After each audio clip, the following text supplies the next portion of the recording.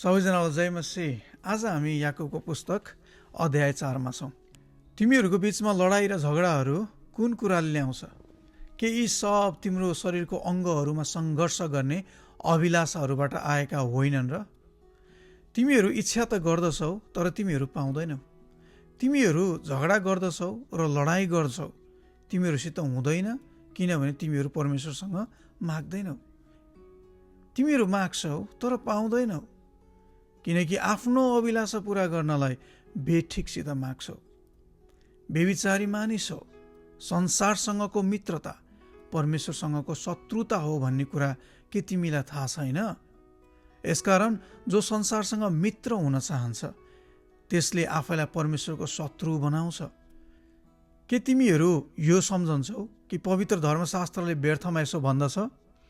हामीमा परमेश्वरले राख्नुभएको आत्माको निम्ति उहाँ तीव्र डाहा राख्नुहुन्छ, तर उहाँले अझ बढी अनुग्रह दिनुहुन्छ। यसै कारण पवित्र धर्मशास्त्र यसो भन्दछ, परमेश्वरले अभिमानीहरूको विरोध गर्नुहुन्छ तर नम्रहरूलाई अनुग्रह गर्नुहुन्छ।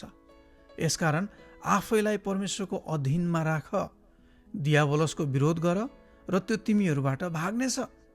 परमेश्वरको नजिक आओ र उहाँ तिमीहरूको नजिक आउनुहुनेछ। पापी हो, तिमीहरूको हात चोखा पार। दोमनका मानिस हो, तिमीहरूको हृदय शुद्ध पार। दुखी हो, शोक गर र रोअ। तिमीहरूको हाँसो शोकमा र तिमीहरूको आनन्द खिन्नतामा परिणत होस्।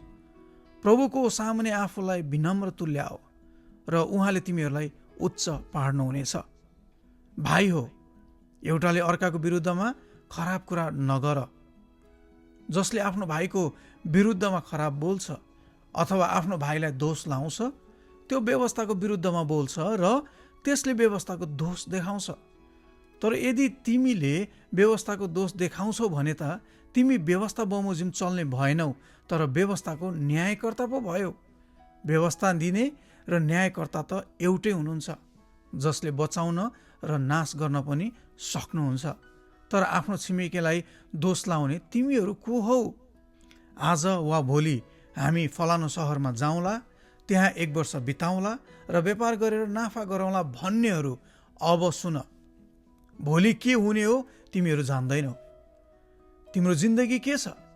तिमीहरू त तुवालो हौ जो केही बेरको निम्ति देखा पर्छ अनि हराइहाल्छ। यसको सट्टामा त तिमीहरूले यसो भन्नुपर्ने, यदि परमेश्वरको इच्छा भयो भने हामी बाँचौँला र यस्तो उस्तो गरौँला। तर अहिले तिमीहरू आफ्नो सेखीमा धाक लाउँछौ। यस्तो सबै सेखी खराब हो। यसकारण जसले भलाइ गर्न जानेर पनि गर्दैन त्यसले पाप गर्छ। सबैजनालाई जय मसीह।